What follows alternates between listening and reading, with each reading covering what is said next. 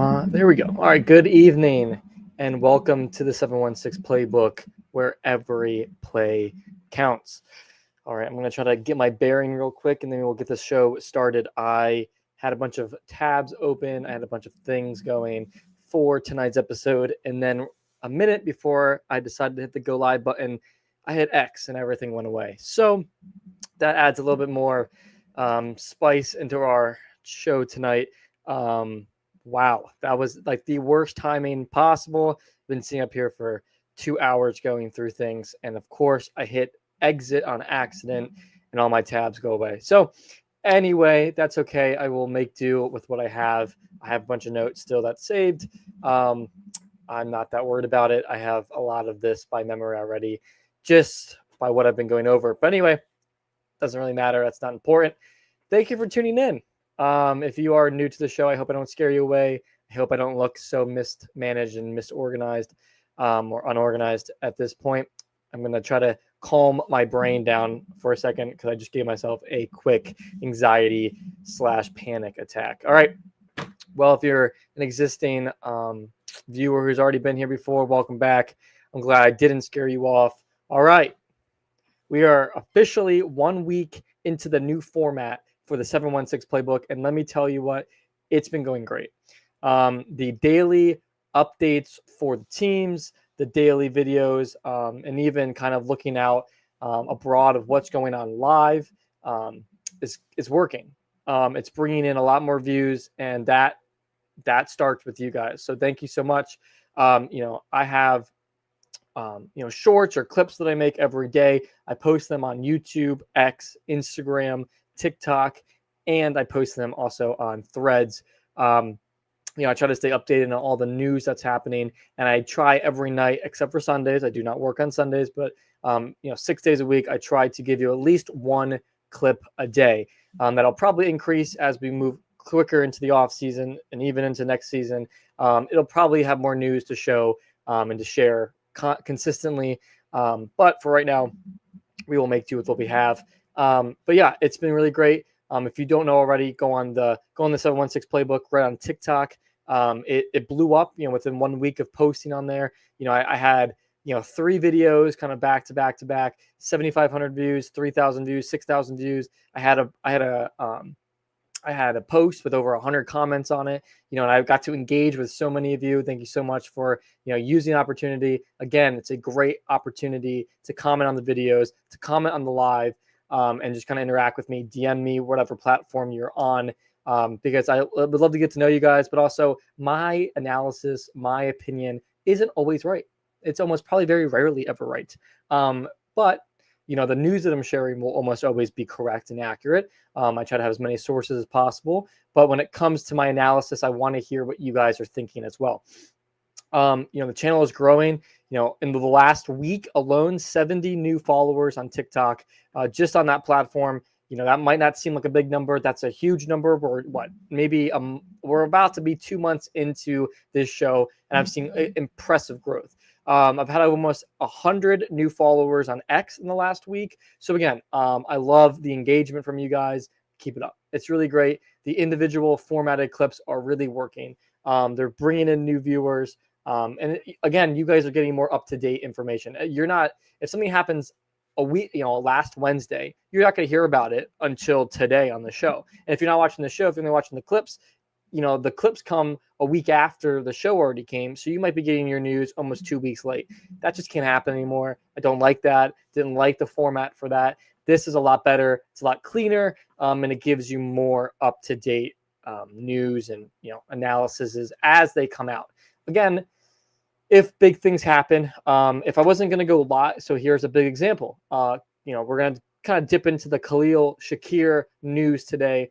But a very prime example of this is that if I wasn't going to go live today, for the show for Tuesday at 7 p.m., if I wasn't going to do the show today, I would have hopped on live to share what was going on with Khalil. Again, just happened to be on a Tuesday, so I'm just going to go live at my normal time. But let's say that would have been on a Thursday or a Friday, whatever. If it wasn't on Tuesday, I'd make sure to hop on live and share it with you guys. Make sure, if you haven't already, you stay connected on YouTube, X, Twitch, Instagram, TikTok, and Threads. The link tree is right down below if you don't want to look up every one of those platforms individually. You just plug in the link tree link, and it pulls up all the links for you. Make sure that no matter what you're watching on, make sure you are liking, you are commenting, you are engaging. But most importantly, whatever platform you like me on, whatever platform you want to watch me on, whatever platform you like me live on, make sure you turn on bell notifications. Make sure you constantly know when I'm posting, when I'm going live, so you never miss an episode, you never miss a show, you never miss when I spontaneously go live, and you never miss a clip. Again, before we get into the actual show in the nitty gritty, please, as I'm walking through this, or even afterwards, even if you're watching this post live, make sure that you comment down below. I will engage with you. I will pull your comment up on the screen. Please, please, please. It is a huge, important aspect of the show. I want to hear from you guys. If you want to say I am wrong, you can do it. If you want to say somebody else is wrong in the comments, you can do it. Call them out. I want you guys to engage with each other. I don't want this to be about me. This show is about you guys. Just as much as it's about me, it's about you. This show would not be possible without you. I am so grateful for the growth that I've seen in 1 week with this channel, and I want to see where it goes. And I love being a part of it. I love being able to share with you guys just the love that I have for the city of Buffalo and their sports teams. Look, that was a lot. I'm gonna be very honest with you. So we're going to slowly dip into the show now. All right. I'm going to stop talking so loudly.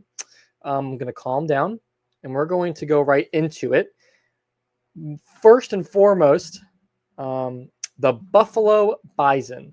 All right. The season starts in 31 days. It is also opening day in 31 days. March 28th, we will be playing the Rochester Red Wings.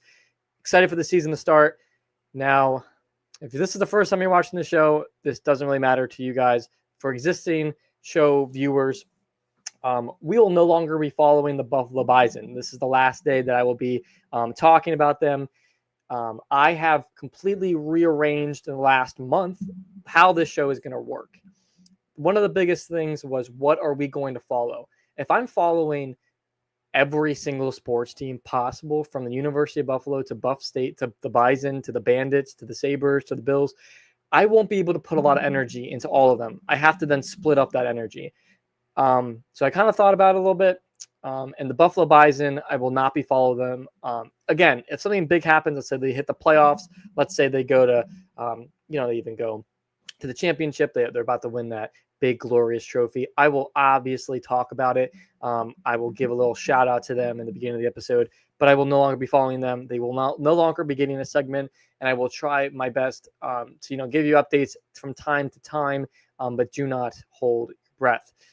This officially, the 716 Playbook will now only officially be following pro sports teams in Buffalo, which, because we don't have an NBA team, because we don't have an MLB team, we will be following the Buffalo Bills, the Buffalo Sabres, and the Buffalo Bandits, which, if you don't know, are the Buffalo lacrosse team, which is a pro league.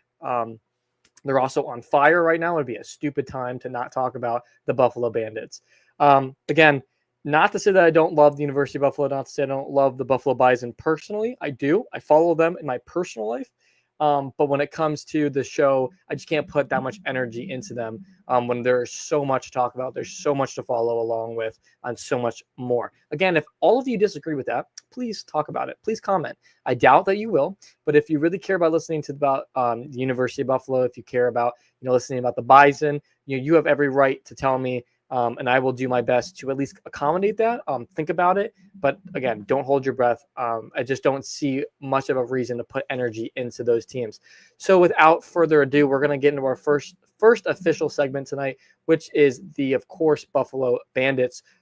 Then Bandits, late Saturday night, if you stayed up to watch the game, it started at, I think, 10 o'clock or 10:30 Eastern time.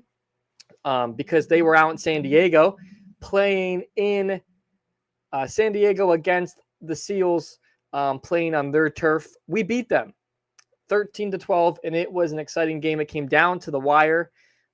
We got our sweet revenge in their house. If you don't know, the Buffalo Bandits have been undefeated up until last week, We lost to San Diego in home. It was gut-wrenching. It was an overtime. It was just a gut killer. We let up way too many goals at the end. We let up way too many goals in the beginning. Look, it was a sad game, but we needed it to happen. I'm glad that it happened because now we can focus on improving. And improving we did. We beat them 13-12, and we are still number 1 in the league with a record of 8-1. I will take it. We are leading the NLL, and that game was electric. Matt Vince had 38 saves in the game. And on top of that, Buchanan, Byrne, and Smith each had 4+ points in the game independently. They each individually had 4 or more points in this game alone. So proud of those boys. They are putting in the work on offense, and they are getting it done. After losing our first game of the season last week, I'm very happy to hold on at the end, not let it go into overtime this time, and win the game. I am so happy about that.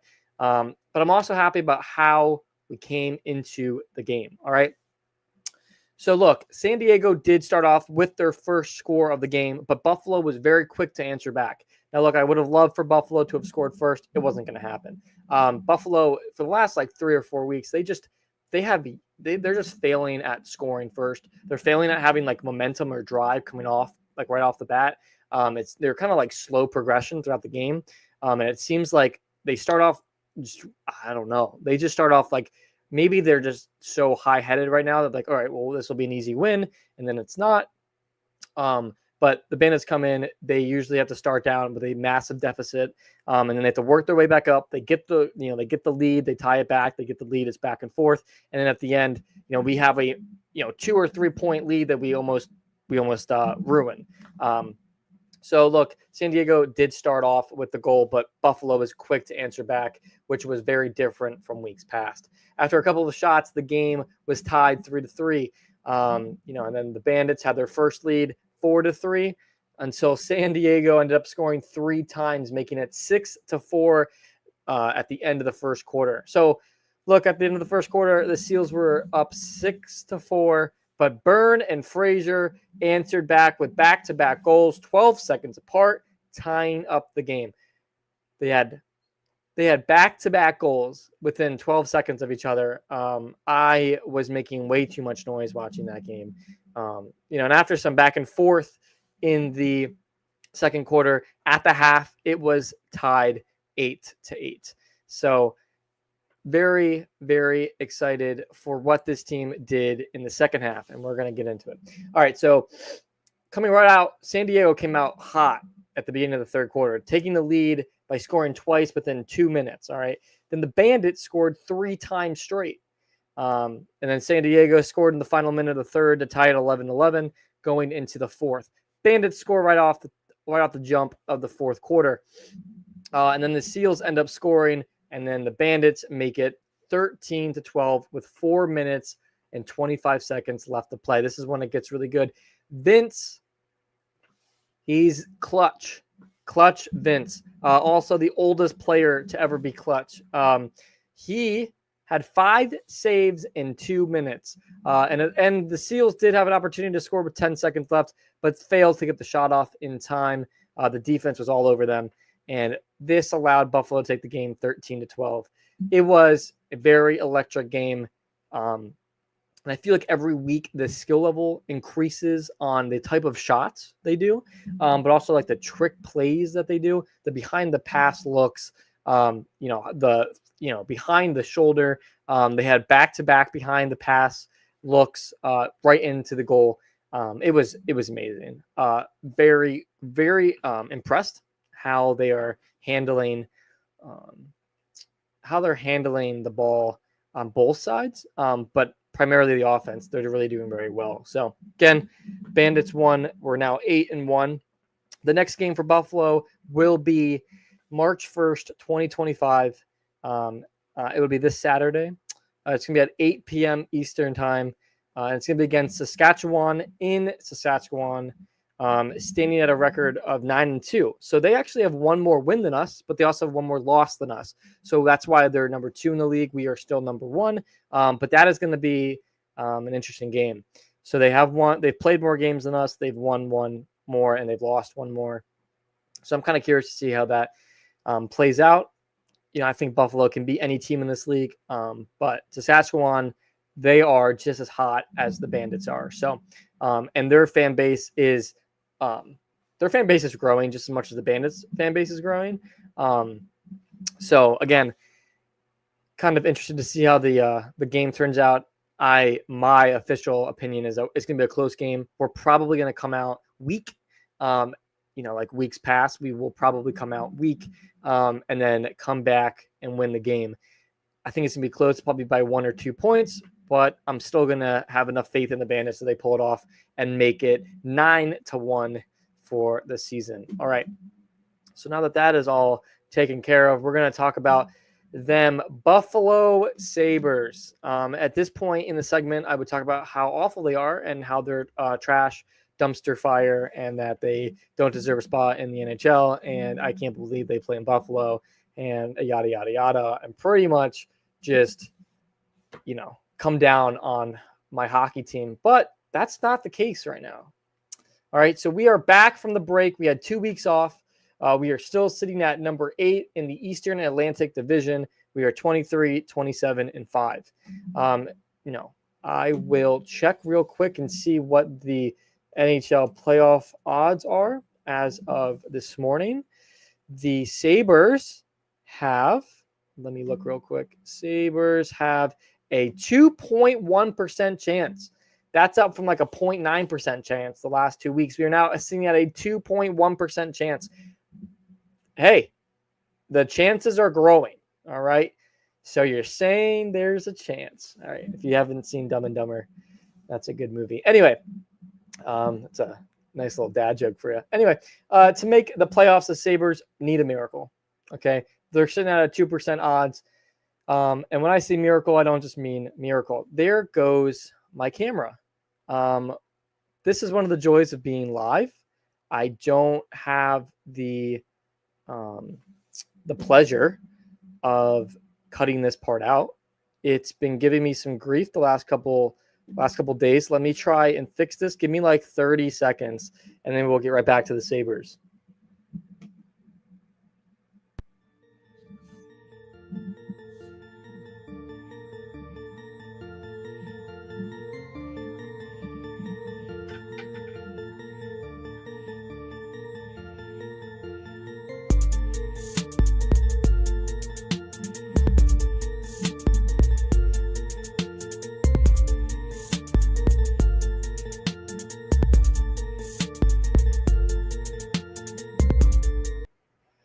Okay, we are back. I apologize. I've been having that problem. It seems like, I don't know what's happening. It's just kind of disconnecting here and there.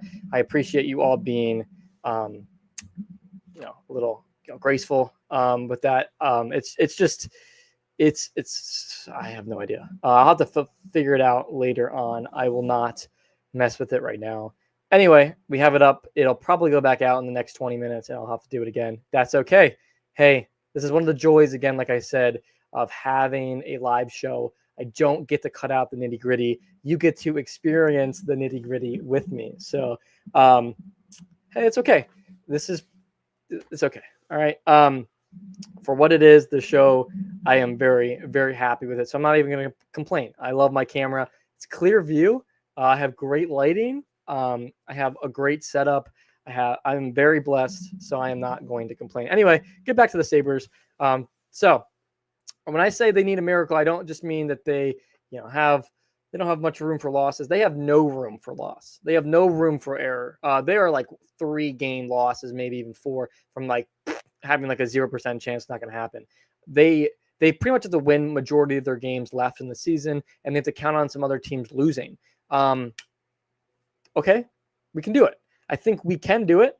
I'm not gonna say it's not possible. I'm just gonna say it's probably gonna be very hard to do. For some reason, the Sabres like to play better on the second half of the break. I don't know what that is. I don't know why that is, but anyway, it's not important. So we played the Rangers on Saturday. This is the first game back from the break, and it's the only game back since the break. Coming off the 2-week break, the Sabres beat the Rangers 8-2. I'm even repping the Sabres gear today. I got the Bandits hat in the background. The problem with following 3 teams is that I only have 2 articles from like the waist up that I can show, unless I get Buffalo Bills sunglasses so I can put the Bandits hat on. But anyway, I'm proud of all my teams. Okay, I'll try to incorporate them in somehow. But I got the Bandits hat, I got the Bills hat, got the Sabres hat. Very proud of the Sabres Saturday night. The Sabres are now leading the NFL. The NFL. Okay, got the Buffalo Bills in the brain. The Sabres are now leading the NHL with 62 first-period goals. And they had 5 straight goals in the first period against the Sabres. Luukkonen, our goaltender, he saved 26 of 28 shots in the game. Defense did everything correctly. They made sure to limit the shots for the Rangers. Time and time again, I have complained that the Sabres allow way too many shots coming from our defense. We're allowing their offense to shoot way too much. Don't let them shoot the puck. It just drives me up the wall. When I watch the game, I just scream because I'm like, if you were to just limit the shots, you're eliminating the probability. I don't have to explain this to you, but you're limiting the probability of goals. For some reason, we just say, hey, shoot away. We have enough faith in Luukkonen, and Luukkonen can only save so many shots. Anyway, Quinn scored first for Buffalo, scoring within the first 2 minutes. Right off the bat, we scored. We scored 3 more times, making the game 4-0. At this point, there's about 2.5 minutes left, and Rob Ray, the Sabres broadcaster, who's sitting in between the 2 benches, gets hit in the face with a flying puck and screams the F word right on TV. His face was a little bloody. Luckily, he was all right. He continued the broadcast before getting stitches in his face, just like a true hockey player would. After all the commotion, we were able to score one more time before the end of the first period. Converting on a power play, I love it. We were on a power play in the first quarter, and we scored off of it. It's a beautiful, beautiful thing. This is what happens when you play the game right. When you're doing things you're supposed to be doing, like scoring off a power play. If you have one more extra person on the rink or on the ice at one time, please, please, please score. It's almost laughable if you can't. But anyway, there's certain. I'm going to take a step back real quick. Probably should lay low on coming down and condemning them so much, but it drives me crazy.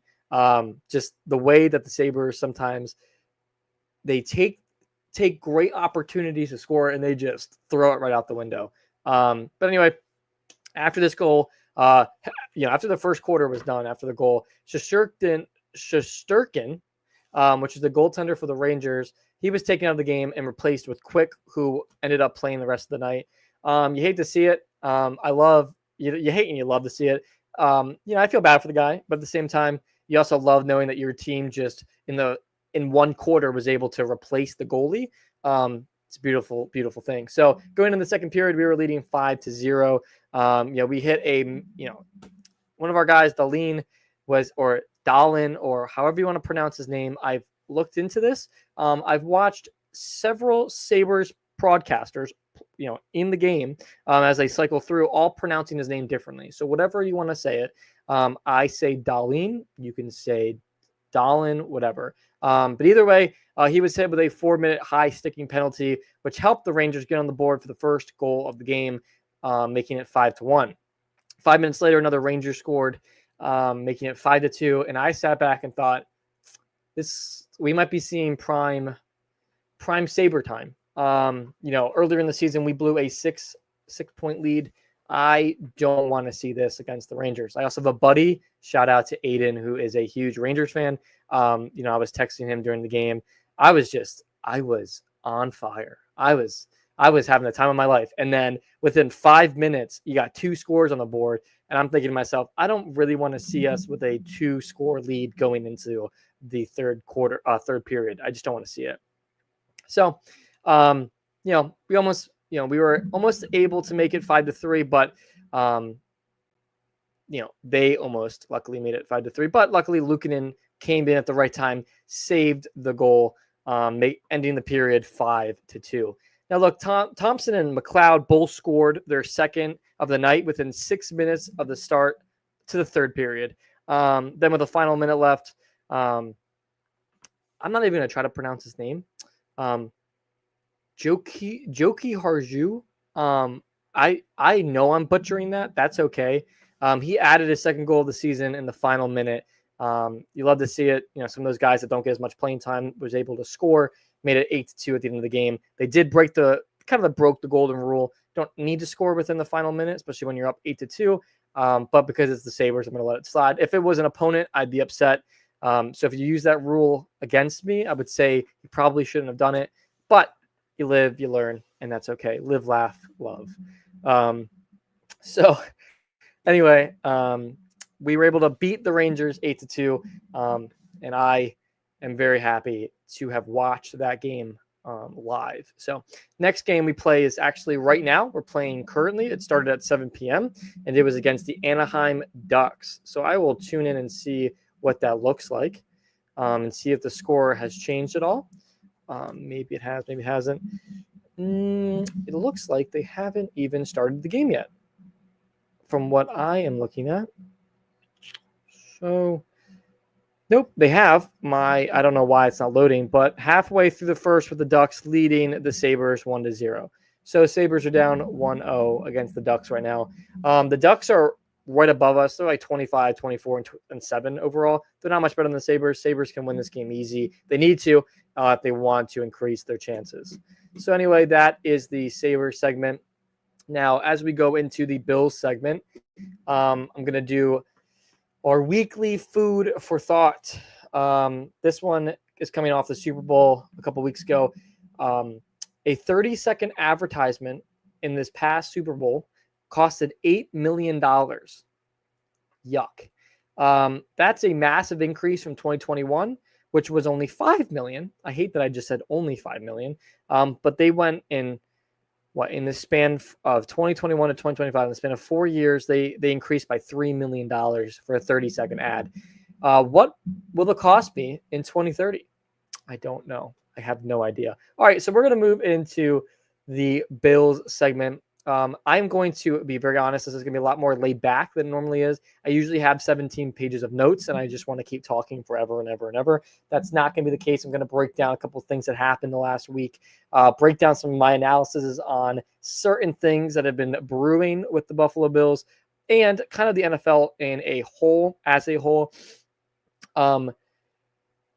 So before we dip into the segment, I just really want to be candid with you all again. I really appreciate the engagement in the last week on all of my on all of the platforms. I really loved getting to talk to some of you guys in the comment section. I hope that if you're watching this, that you please go follow on everywhere that you possibly can. You like the videos, you share them with friends, you share the profiles. If you have a buddy who's a Bills fan and he's on TikTok, send him my platform, send him my account. Send him my clips, please. Again, there's only so much that I can do to outreach and to market. There's a lot that you guys can do as well. I'm not going to put any of that on your shoulders, obviously, but it would mean a lot to me if you guys were able to share, like, comment, even repost. And on top of that, I just want to make sure you guys all know that, I try to stay as up to date as possible. I try to post a new, unique clip every single day. Except on Sundays. I do not work on Sundays, as much as that sounds crazy. Even during the NFL season, I will try to limit how much I am on my phone or even, indulged in the platform on Sundays. It's my day off. Obviously, if the Bills win, whatever. Once the Bills season starts, that might change. Maybe I'll just wait until 1 a.m. on a Monday to start talking. But I take my Sundays very seriously, and I'm kind of disconnected from all the work. But, that does not mean to say that I'm not paying attention and still thinking about the show. I am just kind of disconnecting a little bit more on Sundays. But I still, really want to push that you guys. I am very grateful for the platform. I'm very grateful for everybody that's stuck with it the last couple months. I've kind of aired out a lot of dirty laundry, but it's a great opportunity to also kind of implement this as well. The comment section right now on the live shows and on the videos have just been a lot lower than I would like. I will continue to push for it. I don't want to put it on any of your guys' shoulders, but please comment as I talk, especially during the Bills segment. Or if you aren't even a Bills fan, but you love another team in the NFL, please just, comment down below. Just be respectful, be kind of everybody else and their opinions. But please, share your thoughts, your comments as I go about this. But anyway, we got a lot to talk about with the Buffalo Bills. All right. First things first today, if you haven't already seen, Khalil Shakir has signed an extension with the Buffalo Bills. $60 million for 4 years. It is going to be $15 million a year on average. That does not help cap space this year. So if you're thinking right now, wow, that's really going to help us this year, it's not. It's going to help us in future years as the extension kicks in, especially as we lean on Shakir more and more. It's going to feel like, wow, $15 million a year is a steal. And Shakir has been putting up great numbers. He's been doing everything right for the Buffalo Bills, and he deserves the extension. He deserves to stay on the team. This is a team-friendly deal. This is a guy who wants to win and loves Buffalo. I will lean into that in a second. So right now, as it stands, Khalil Shakir is the 23rd top paid wide receiver in the league, and that free agency hasn't even started yet. I think that's wild. I think that's absolutely wild. It also his ability. It's also going to be, they're estimating after free agency is probably around like 30th. But right now he is estimated to be worth $20 million a year. We got him for 15. That saves us $5 million a year right now, as it currently stands, not what his future projections or what he's going to do. That's just what we know of him now. That's like if he gets injured tomorrow, this is what he's worth today. Okay. So with that being said, there's only going to be so much more growth for Shakir. He's consistently growing his numbers, his yards, and his reception. So just breaking it down for you guys, Khalil Shakir has had 76 recs with 100 targets. He had 821 yards, and he averaged 10.8 yards a carry. He has just been a monster. He's been Josh Allen's number one target. He had 4 touchdowns, and the longest run was 52 yards. Khalil Shakir, a little fun fact for you guys all, is that he 605 yards of the 821 yards, 605 of those yards was after the catch was already made. So that's a guy that we need. All right. So Joe Brady has been very explicit, has been very clear about what he wants to do moving forward with Josh Allen. That means Josh Allen is no longer Superman. That means the wide receivers need to pick it up, and they did it this year. We saw it time and time again, especially from Shakir. Josh Allen only needed to throw it 200 yards overall to Shakir, and Shakir was able to pick up 600 yards on his own. That is the second best yards after catch, right behind Jamar Chase, who leads receivers and catches yards and touchdowns. So again, not really that surprised by that. Jamar Chase is an animal. Jamar Chase, by the way, just sharing that with you guys real quick. Jamar Chase is up for a contract extension with the Bengals, and the GM today said that he is going to be the most paid non-QB in NFL history. So I'm kind of curious to see what happens once that finalizes and they can release it. But we all know Jamar Chase is not going anywhere. He's staying in Cincinnati. But yeah, that just goes to show that Khalil Shakir, who happened to be he was a 5th round pick, 148th pick overall. He has been a complete animal for this offense, and he has been consistently growing his numbers every year. And he's been doing everything right. He puts in the work, and he loves the city. And that is what we need. We need a man to come in that can play with Josh Allen on offense, and who says, you know what? I deserve $20 million a year, so I'm going to take 15 because I know we can pick with that $5 million extra. That can go into a pool so that we can get other guys. That shows where his heart is, okay? And I say that because we are obviously going to be talking about James Cook in a second. But I just want to shout out to Khalil Shakir because he means a lot to this team. he means a lot. And that doesn't, that we are going to, for also just letting you guys know, a 4-year contract extension on a wide receiver pretty much screams, hey, we're going to base everything with the wide receiver room around this guy. That's what that screams. Okay. So the Buffalo Bills right now have pretty much said until maybe possibly another big name coming through the door. And even if that's the case, Shakir is our man. He's number one. He is it. Okay, so even if we have a big player name, let's say, for instance, Hollywood Brown has been attached to the Buffalo Bills for, last month or so. Even if we were to pick up Hollywood Brown, Khalil is still going to be our top wide receiver. He's still going to get the most targets. We're going to use a big name like Brown to pick up big catches, all right, maybe once or twice a game like we did with Cooper. But on the most part, what Brown's job is going to do, or whatever big QB we pick up, he's going to run the outline. He is just going to run right out. Okay, he's just going to run straight out. He might cut in, but he's going to be out in the field. So that will open up the field because it's going to pull defenders downfield, which allows for Shakir, who gets the quick pass and then can run it, because there's going to be so much space in front of him, because Brown, whoever we have, is going to draw out the defense, which allows for Shakir to catch the ball and just run it.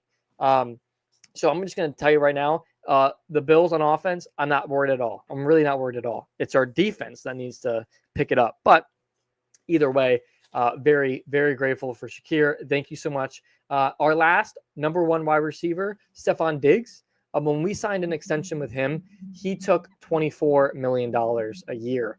That's a $9 million difference between Shakir and Stephon Diggs. I am not comparing the two players. They are very different in game, but they're also in personality. But it shows where their heart is. Stephon loved the money.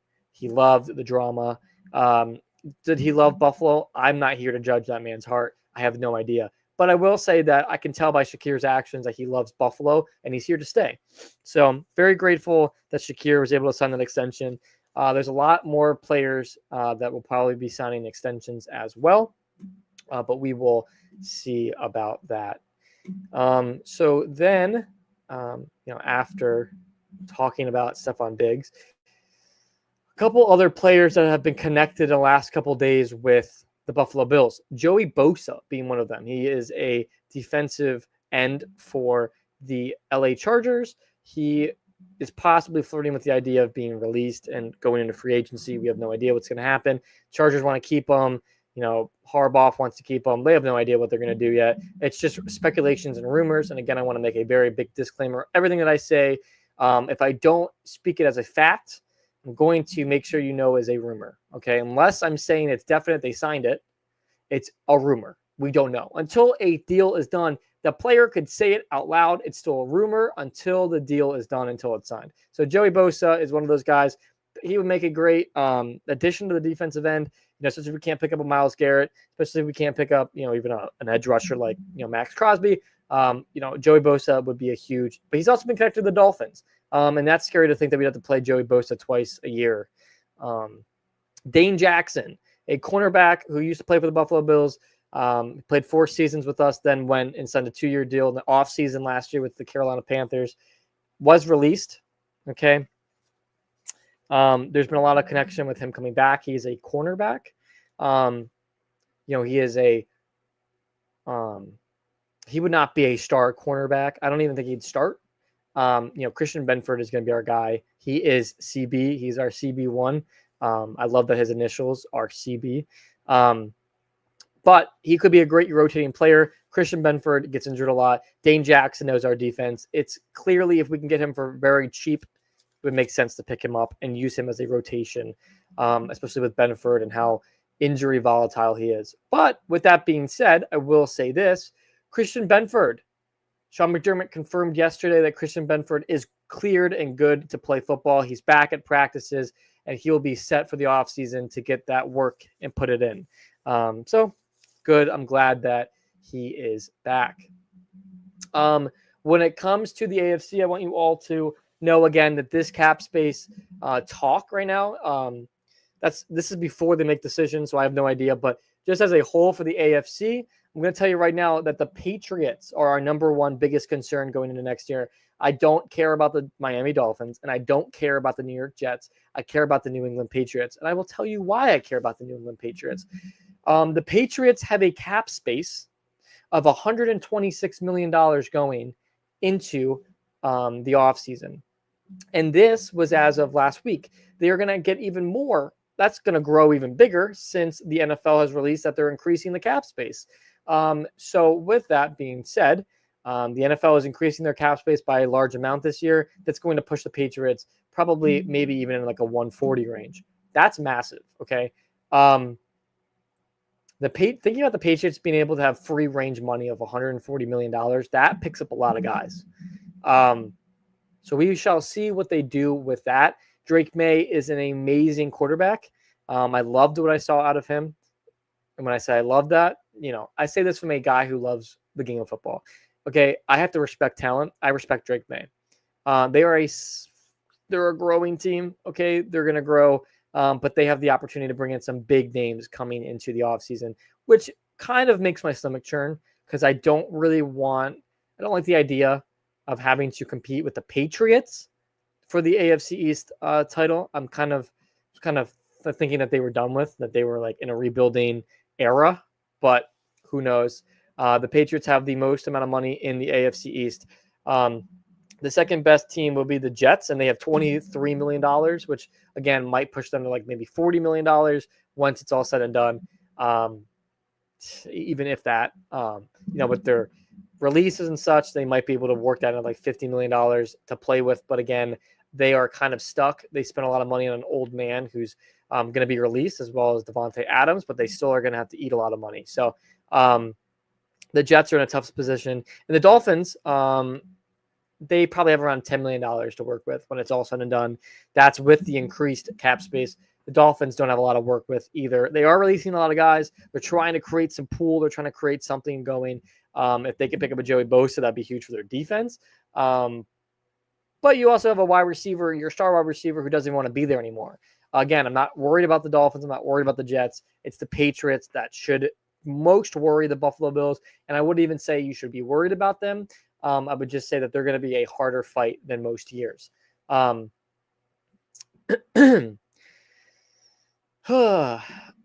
Jonathan Allen, he is a defensive tackle for the Commanders. He just got permission to he got permission to talk to other teams about potential trades. Okay. That means a lot of things. That does not mean that the Commanders even want to make a trade. They don't want to trade him, but they're allowing him to seek a trade if he pleases.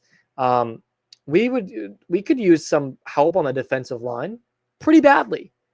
If you want to take DaQuan Jones' spot, be my guest. Please. I would love to see a defensive line, okay, that has something like, let me look at this real quick. Let me try to curl up something on the depth chart. I want to try to pull this up real quick. Could we possibly, all right, swap out like DaQuan Jones and put Jonathan Allen there?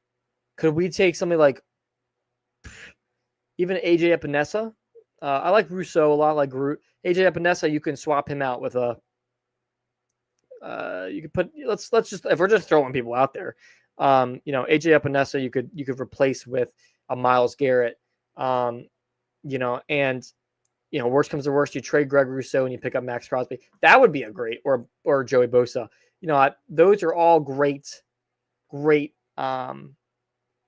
potentials for the Bills D line. We're not going to get We're not going to get all those guys. Obviously, it'd be great to speculate that we could, but I'm just saying there's some room on the defensive line. We need help. We so badly need help.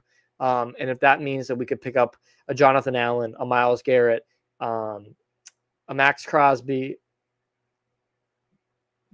a Joey Bosa, I would love that. I would absolutely love that. According to the NFL Rumors platform, they think that Joey Bosa is most likely to go to the Bills. Again, that's most speculation, so I'm not even going to harp on that. You guys can think what you would like. I'm not going to hold my breath. All right. Now, before we get into the big piece, all right, like the Sean McDermott and the Brandon Beane, they both, at the NFL Combine this week, they both had an opportunity to talk to the press. And before I do so, I want to share something that James Cook posted on Instagram. I will show you guys real quick. So you guys, I'm just gonna leave this up for you guys just to see real quick. If you don't see already, that's James Cook right there in the middle. And then if you don't see down on the bottom, that is a hourglass and a demon smiling, or kind of smirking. But yeah, what does that mean? Nobody knows. Okay. A lot of people have been speculating that his time is coming and the contract extension is in the works. That's what most people think. There's like a 1% people out there that think that James Cook is going to the Kansas City Chiefs. Don't think so. I just think that, that also could mean that like our time is now. It can mean like 100 different things. What most people are speculating though is that James Cook is coming back to continue to play for the Buffalo Bills. I'm going to say this. I don't like how he handled things. I wish that he handled things better. I don't like how he did it. Okay. And I will not be shy about that. I love James Cook. I love what he's done for the team. I love what he has been able to accomplish. I love his growth. I love what he does with the running back room. I don't want to see him go. I want to see him continue to play for the Buffalo Bills. I am not a James Cook hater. You might have watched a TikTok or two from, the 716 Playbook in the last week and thought, wow, this guy really hates James Cook. That's not the case at all. I don't hate James Cook at all. If anything, I'm pretty pro James Cook. I'm also pretty pro Ray Davis and pro Ty Johnson. I love our running backs. What frustrated me is to see him remove Bill's things from his social media, to see him posting online, to see him saying that I'm going to stand on business, this is what I deserve, going on Shannon Sharp's interview and pretty much demanding $15 million. I don't like how he handled it. You keep those negotiations, you keep your cards close to your chest. That's what you do. I don't think he deserves $15 million a year. I'm going to say that. If he's given that, I hope that doesn't come back to bite us. Okay. But again, I just want to make that very known to all of you. I don't hate James Cook. Okay. You might have watched last episode. You might have watched a clip or two. Yes, I have been very critical of what he's been doing the last couple of weeks. I don't have to be diplomatic about it. I can be very undiplomatic about it. I think he's being a baby. Okay. But that doesn't mean I don't want him to be in Buffalo. There's a big range there. Okay. I can be frustrated and still want him to play there. But anyway, that's just kind of the news of what's going on with James Cook and what's stirring. But now we're going to break into what Sean McDermott and Brandon Beane said in their press conference. So there's a lot of things that Sean McDermott spoke about yesterday. If you don't know, the NFL Combine, where teams get to go and watch the NFL draft players, they kind of like work out and practice and, do skills and such. And you get to watch them. Okay, that is the whole point of the NFL Combine. It's your time to show off why you should be in the NFL. So Sean McDermott and Brandon Beane and obviously so many coaching staff are there. And McDermott was able to get in front of a mic and talk about his experience, what he's been going through, what he's been thinking, and what is to come. He kind of touched base on, the addition of 4 new coaching staff members for the Buffalo Bills going into the next season, including the special teams coach, Chris Tabor. He also talked about the development of our young guys. All right. This is the biggest part, talking about Keon Coleman and Dalton Kincaid. He was very critical and said, hey, Keon Coleman did not do what we thought he would be able to do in year 1. We hope he improves in year 2. They love where he's at. They love how determined he is. I'm going to just paraphrase for you guys, but, he talked about how, hey, you can't expect him. He was great in the first couple of games. He got injured. You can't expect a rookie going into the NFL getting injured. You can't expect him to come back and play the exact same way. Dalton Kincaid missed a lot of snaps. And they talked about that as well in the press conference. And pretty much went into specifics of what they want to see out of Kincaid, which is more development, more drive. And the biggest thing is him getting stronger and more durable. He is like a toothpick out there as a tight end. He gets injured. He's an injury prone player. And obviously as a young guy who's developing as a Bills player, you can't have that. These are the crucial moments in your NFL career. So I'm going to touch base on this just because we're talking about Dalton Kincaid. This is not to get political, but this is just to share news of what's going on.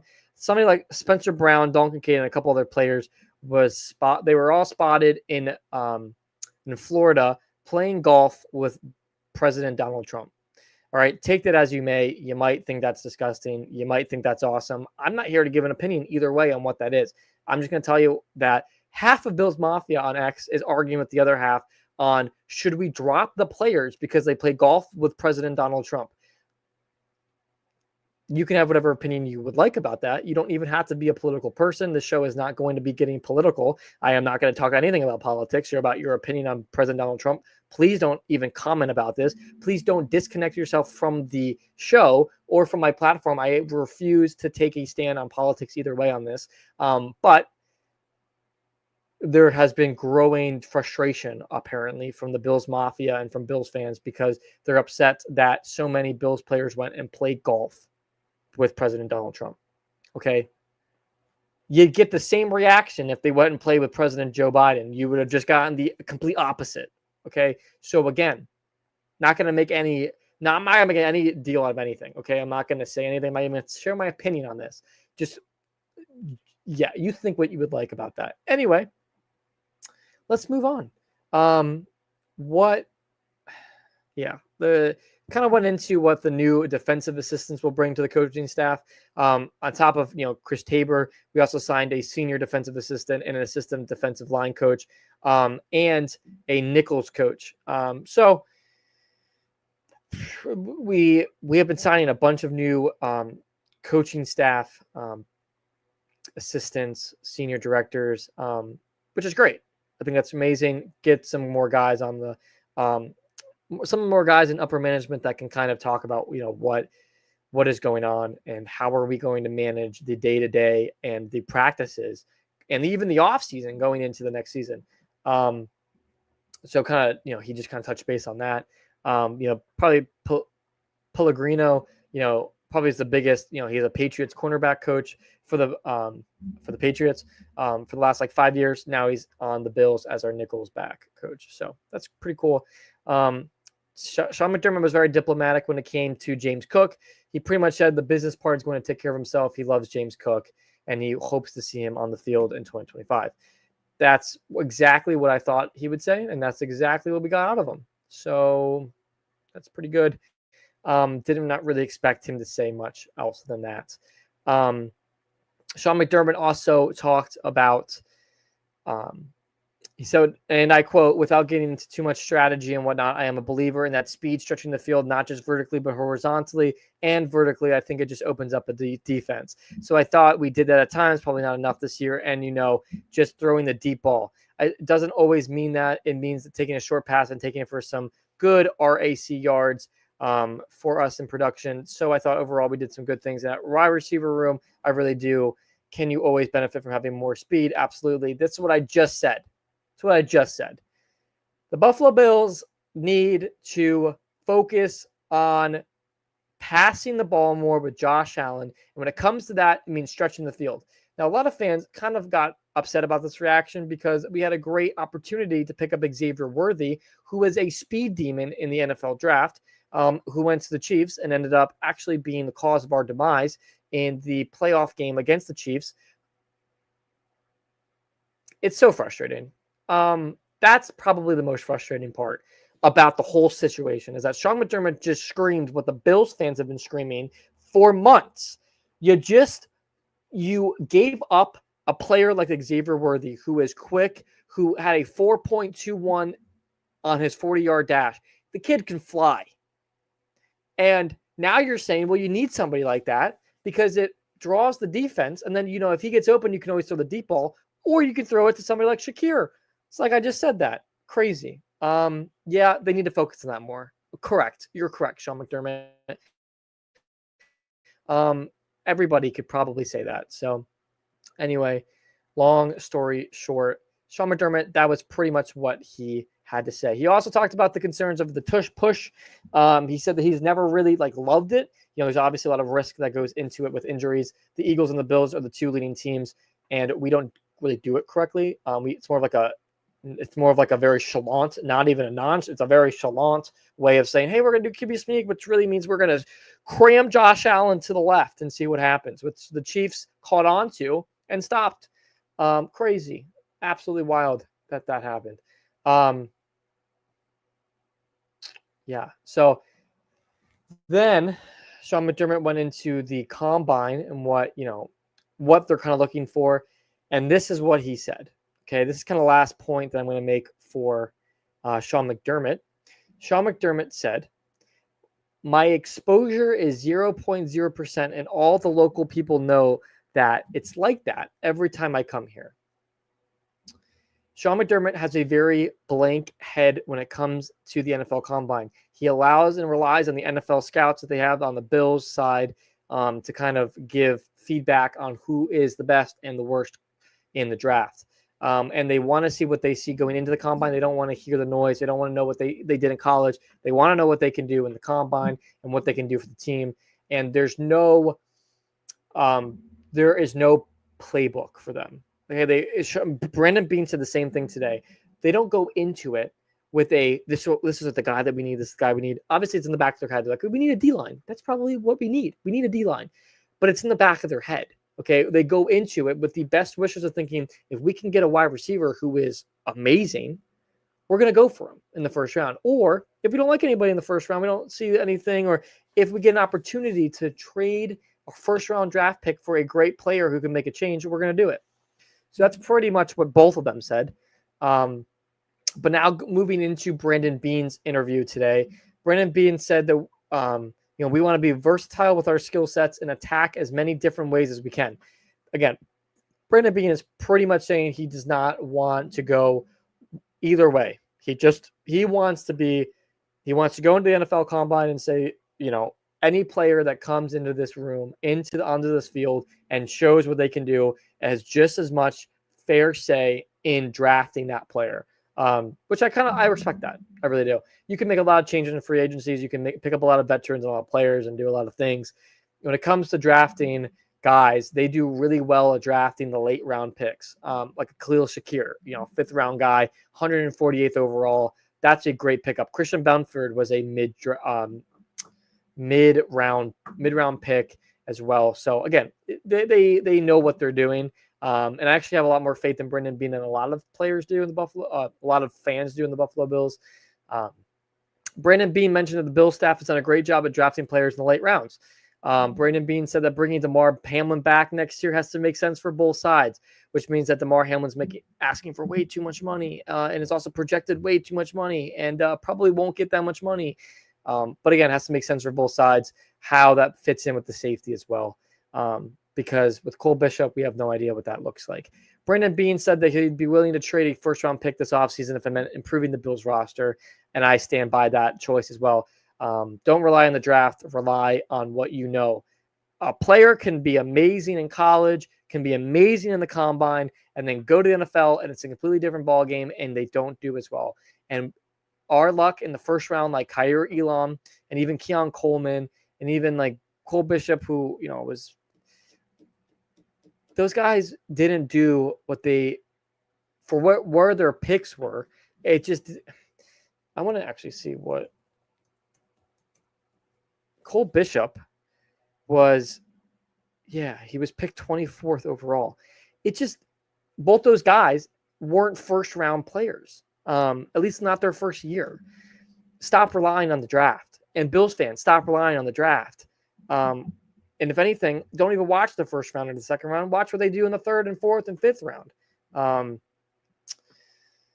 Brandon Beane, this is his exact quote. Awesome for Josh and his family. It was cool for Sean, Terry, and I to fly down there and be there for him when he won his MVP award in person.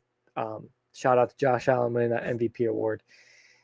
When asked if Rasul Douglas would return to Buffalo, Brandon Beane said, we'll see. Again, there's been a lot of speculation on our cornerback situation. I don't think Rasul Douglas will be back. Like I said earlier in the week on one of my clips, I said Rasul Douglas,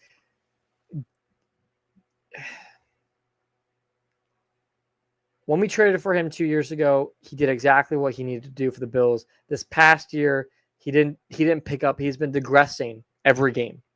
So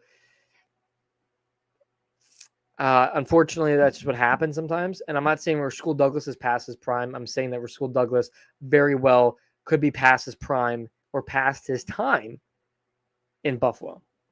Now, when it comes to Brandon Beane and what he said with James Cook, this is what he said about the situation.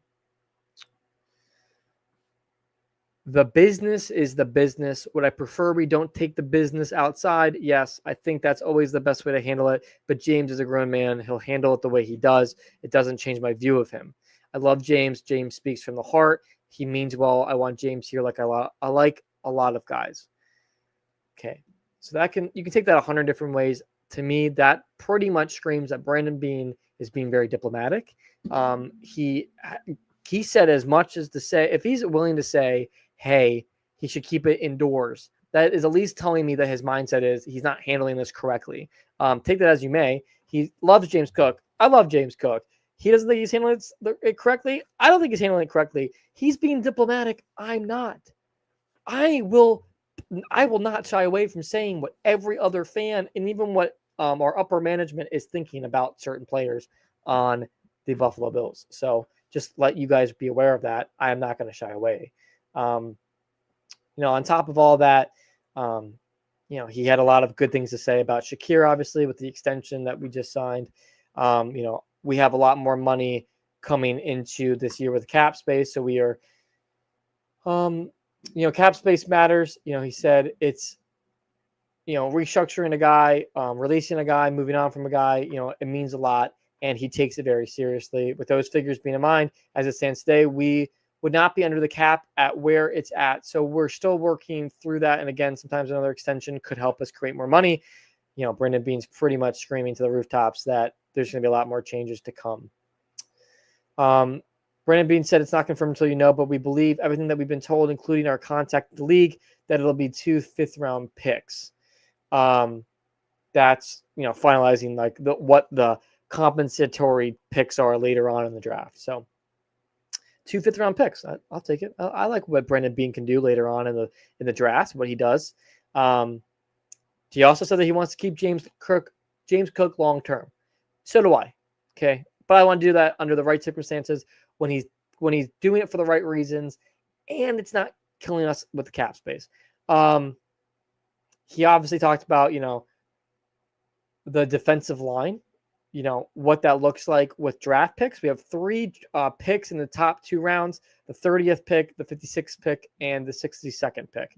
With that being said, being confirmed that the team is interviewing a handful of defensive line prospects at the combine. Again, they're going into it. They will watch every player. That every player is at an even playing field. They obviously have their intentions and what they want, but that does not mean that they're going to give up a good wide receiver because we might need a good D line.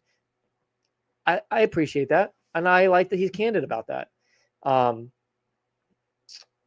Besides that, let me look if there's really anything else that he said. No, not really. He really went into specifics about how they run the day-to-day of the combine week, what that looks like, how they all work together. He said that he's very grateful for the team they have of NFL scouts, the Bills, who they have for their own scouts, for their team scouts, and what they've been able to see online, and what the media has been able to share. It's been great. All right, so now we are going to head into our last little segment. I'm going to take maybe 5 minutes to just talk about some big things that have been happening. Travis Kelce is expected to return for one more season with the Kansas City Chiefs. So we'll see what happens there. He probably wants to win again. And you don't want to end a year losing in the Super Bowl. That's a hard way to go, especially with that terrible loss they had.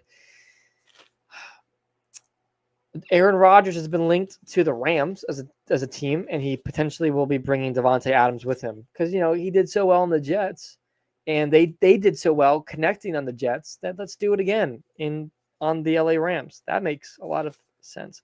Nick Chubb will be testing free agency, which clears the way for if we can't sign James Cook long term.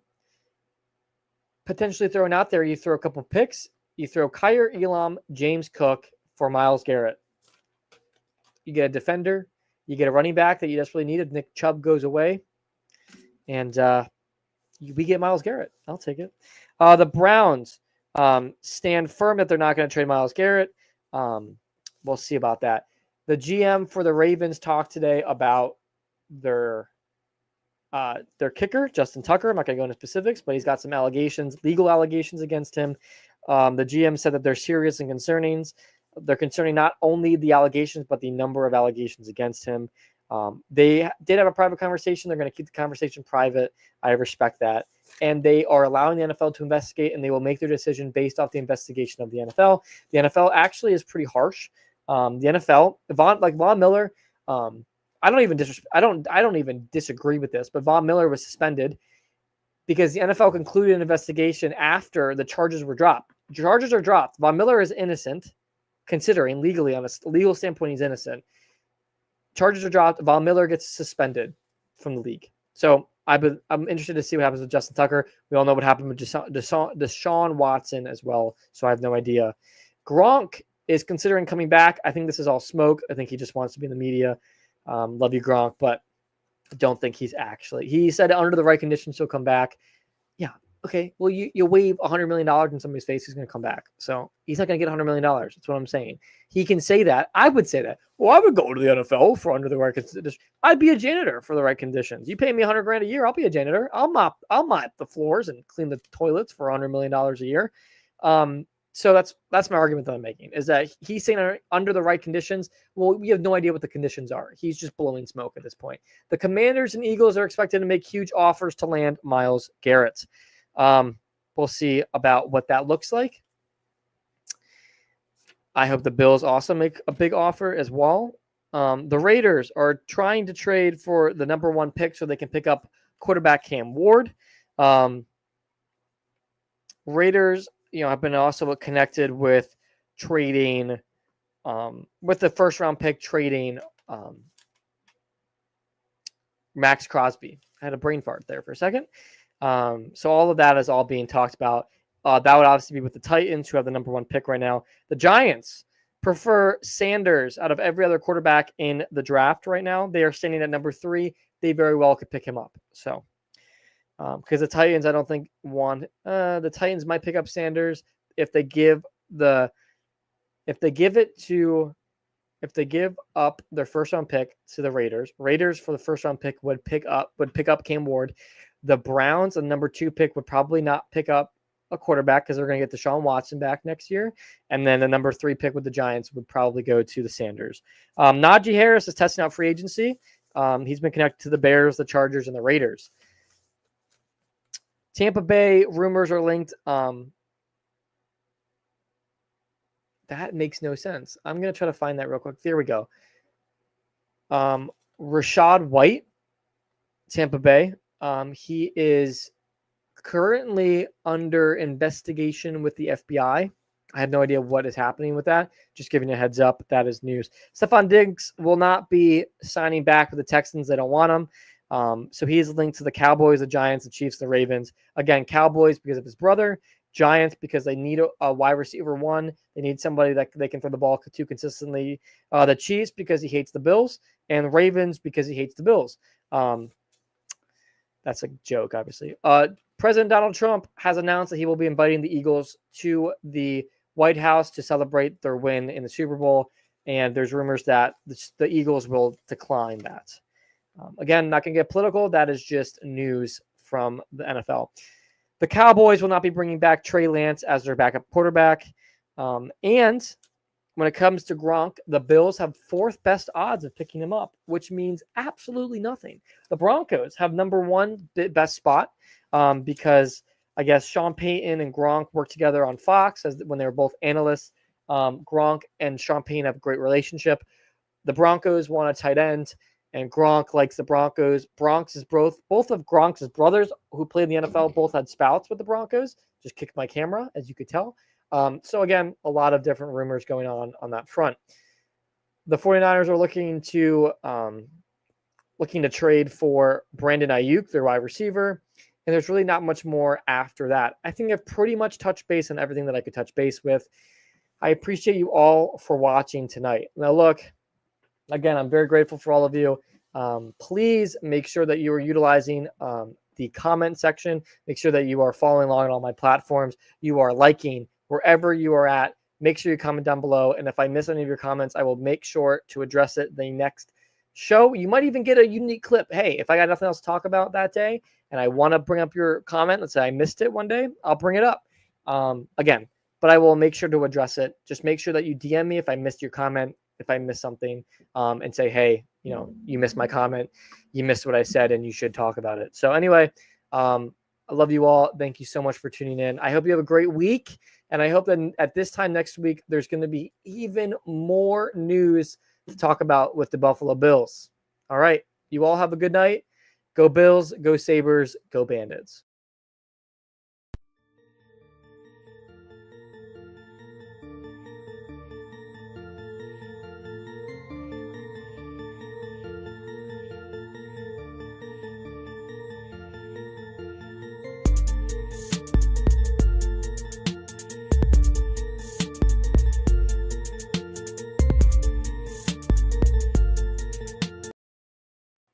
Before I let you all go, I am going to make a quick jump and see what's going on with the Sabres game, since I know that they play. And I want to make sure I give you guys an update before I leave you all. The Sabres, for some reason, it does not want to tell me. So let me go into my app. I apologize. If you want to go, you can go. I just want to see what the score is real quick. Oh, I can't find this anywhere. All right. Let me go where all else fails. I'm going to go to X and see if I can pull up the score there. Yep. There they are. Sabres. What is happening? I can't find this game. I am so sorry, guys. I want to let you guys go so bad. And I'm just going to try to find this real quick. Talk about nonchalant. Let me tell you. This is all right. That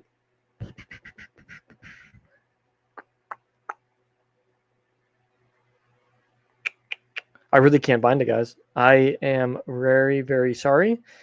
I think I'll go into my Sabres app. 1 second. Let me go in the Sabres app. All right, we are currently down 1-0 still against the Ducks. All right, you guys all have a good weekend. I apologize for keeping you on for nothing.